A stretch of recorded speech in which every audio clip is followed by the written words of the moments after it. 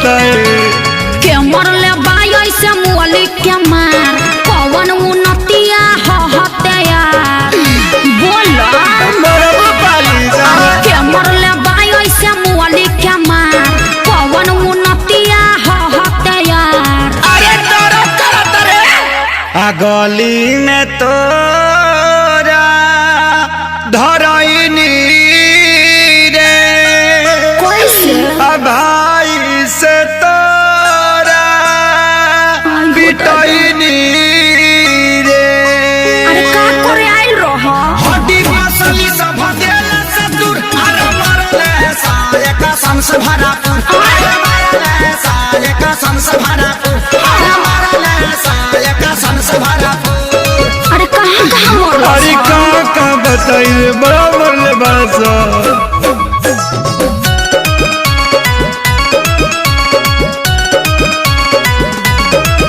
मुँह खोला होट बलेटवा खिया दी अब नया राजा हरदी पिया दी।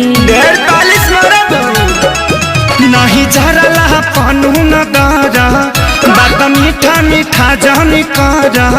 ओहो ऐसा कहे सोचता रह तनिको न कोइला हस विचार कुर्ता पायट कुल्ही देला सफार लहै हरदी गुड़ पीला तका कर मिले हम आईनी रे प्यार में गलती भारी कईनी रे।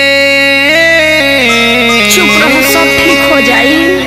पूछा दारू अब तू हर दिला गुड़ अरे मरले साले कसम से भरा पुर अरे मरले साले कसम से भरा पुर अरे मरले साले कसम से भरा पुर। अरे चुप रहो चलो भोका माइस के सुई दिबा दी। वो कौन सुई है? दुख हरनी सुई। अच्छा